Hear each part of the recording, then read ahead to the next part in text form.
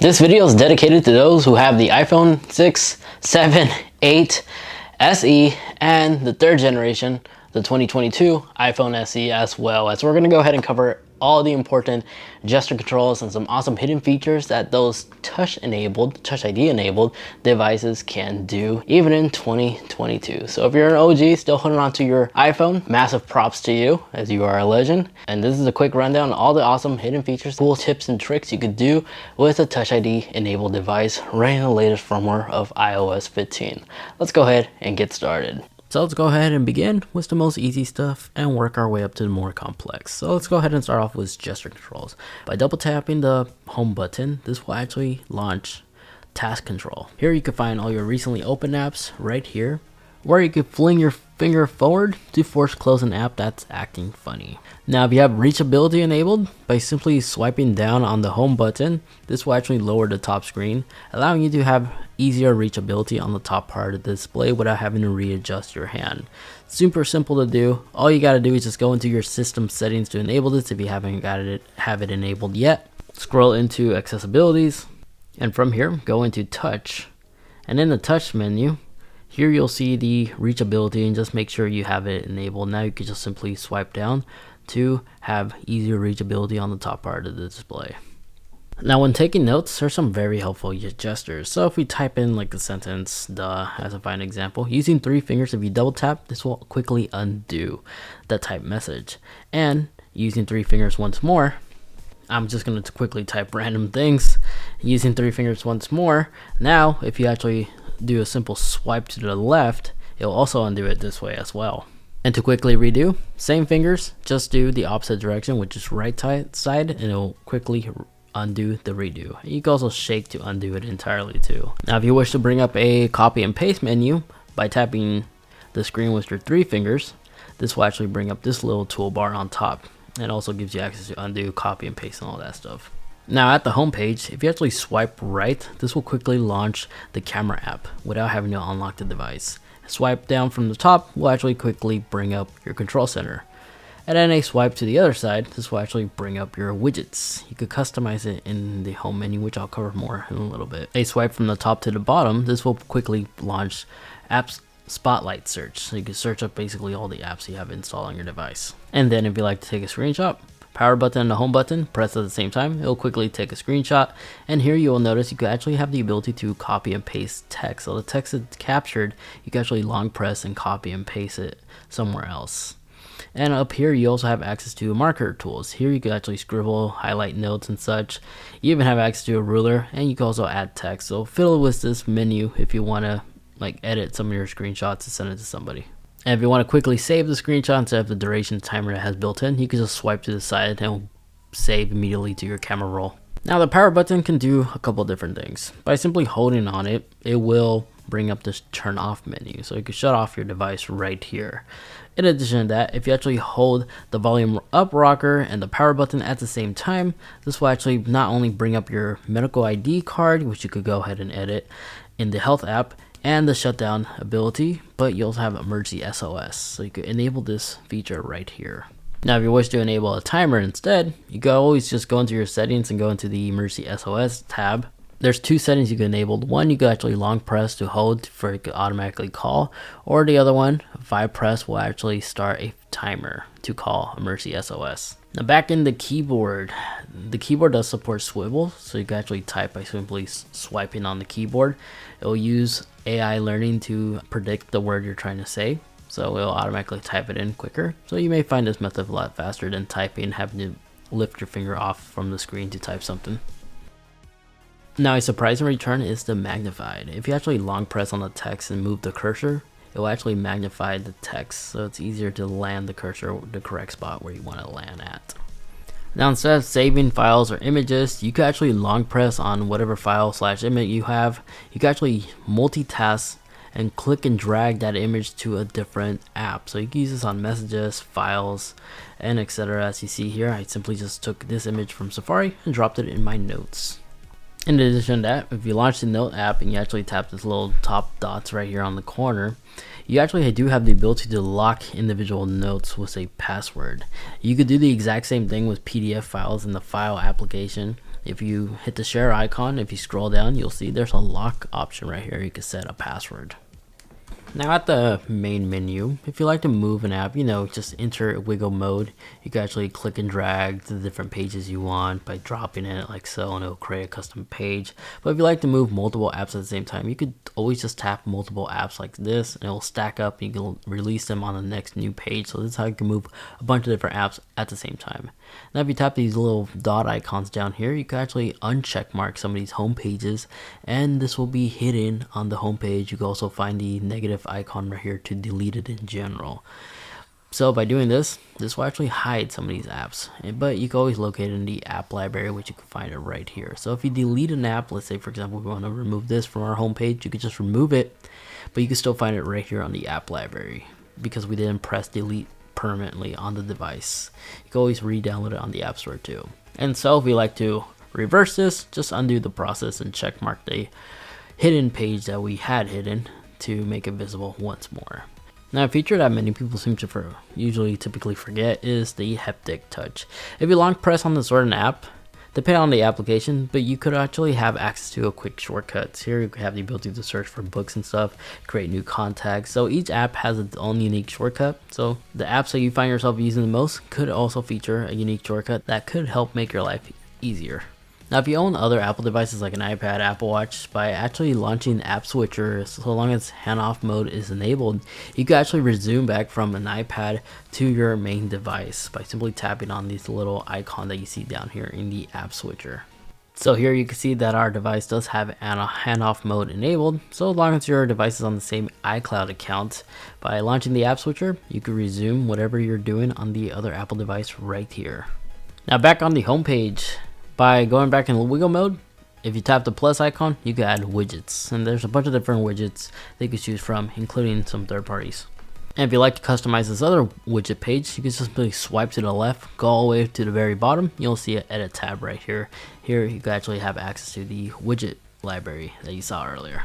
Now, did you know, if you're listening to an audio, podcast, music, a video on YouTube, and etc., if you actually launch the clock app, you can actually create a custom timer that will turn off whatever you're listening to by tapping on the very right corner right here, set the dedicated time, and on the very bottom right here, scroll all the way down to where it says stop playing.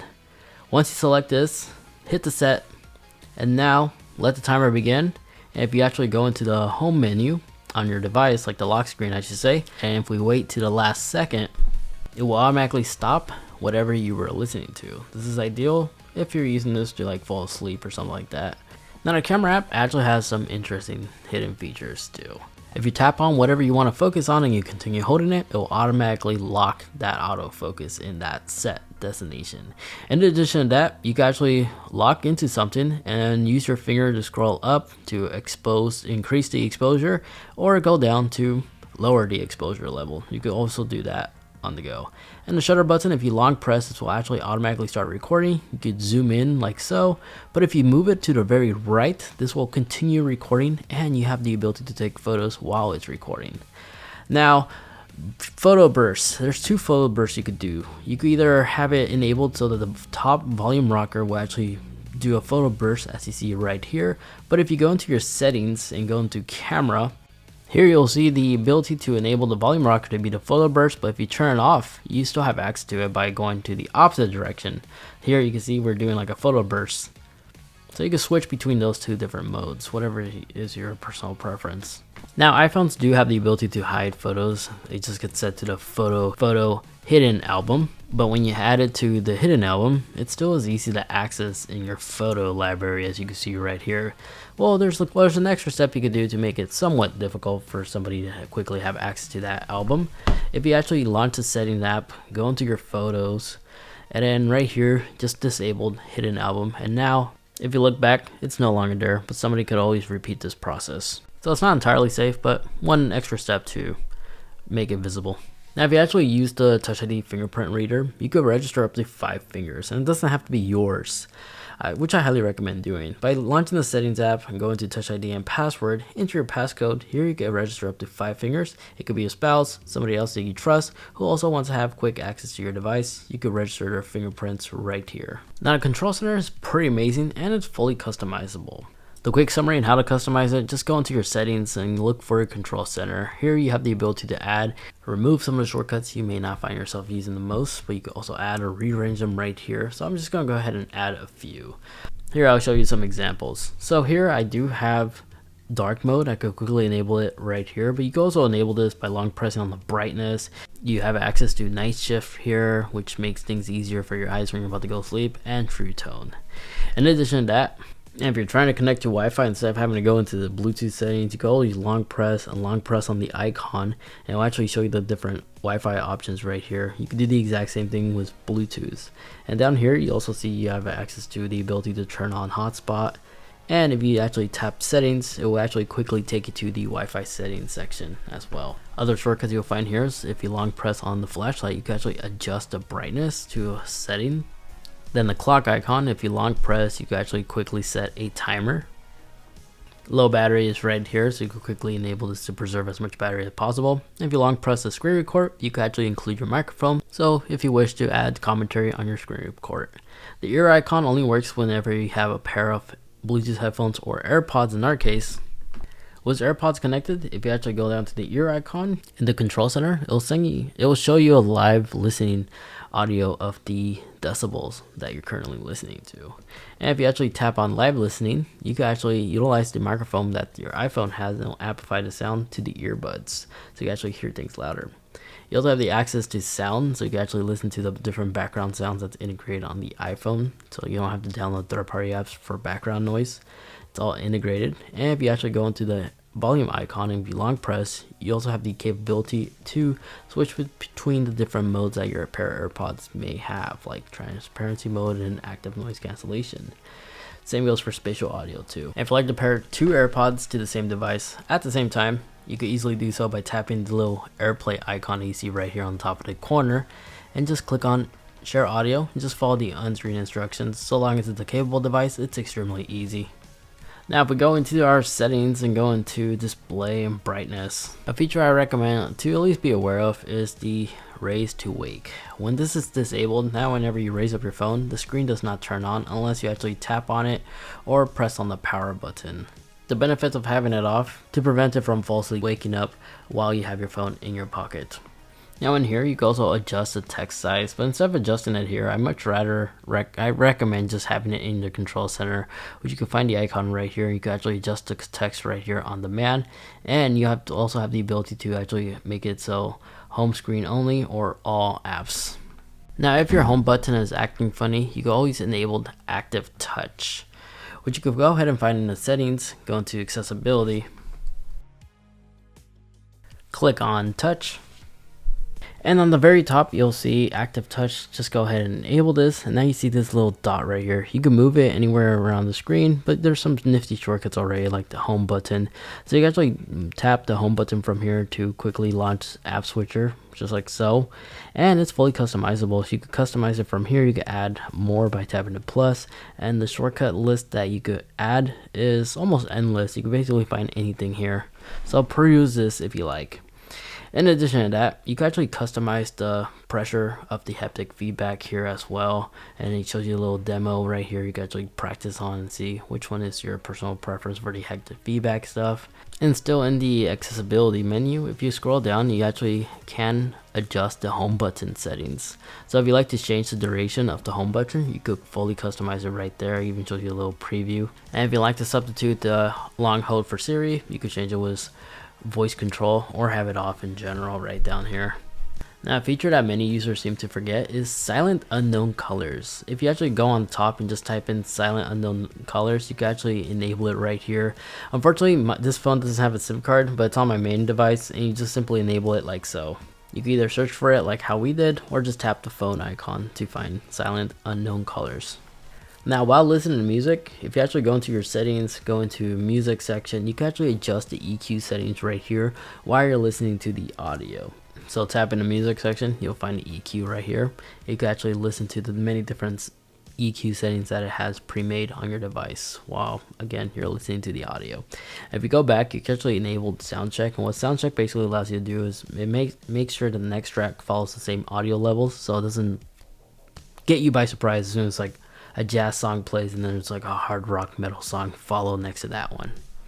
Now if we go ahead and move into Safari, you may have noticed that the search bar is down here. If you like to reverse back to it, it's easy. Simply go into settings, go into Safari, scroll down where you see the image with the search bar on top, select that, and now it's reversed back to its original place.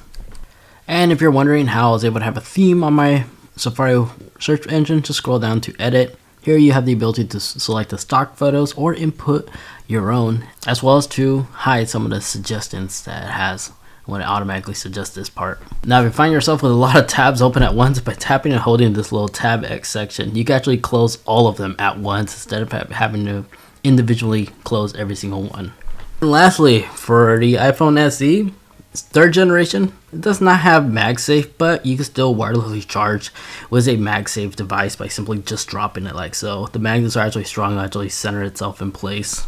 And then even the third generation iPhone SE does support optimized charging.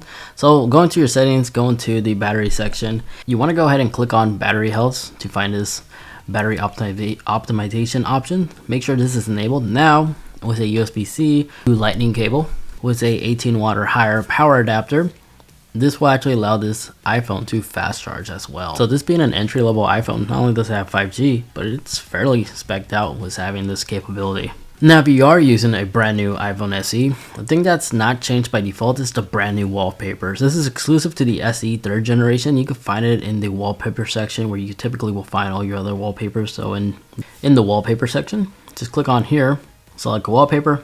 Under the stills, if you go all the way down, these three are the new ones exclusive to the third generation iPhone SE. And there you guys have it. Hope you guys enjoyed. Hopefully you got some good information out of the video. If you did, you know what to do. Greatly appreciate it if you can actually leave this video a like, as those help me out a lot. And get subscribed, especially if you enjoy a lot of tech videos just like this. A massive shout out to Rhino Shield for providing us these cases to go along with the iPhone SE 3, as you see right here. They have a variety of different cases to choose from. Everything from fully protective case to influencers inspired cases, and NBA licenses and other sport teams that you can also find on their website.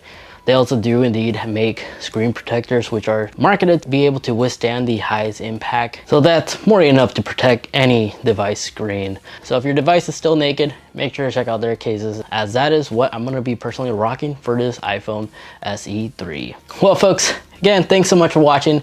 You can catch me live on the weekends as I do stream on Twitch. Come hang out and say hi as we goof around and play some games. If you'd like to see more, check out this video over here, as that is a video showing some awesome settings to definitely adjust if you just picked up an iPhone SE. And then that video over there, that's a video that YouTube's recommending specifically for you. Thank you so much for watching. Take care, and I'll catch you all in the next one. See ya.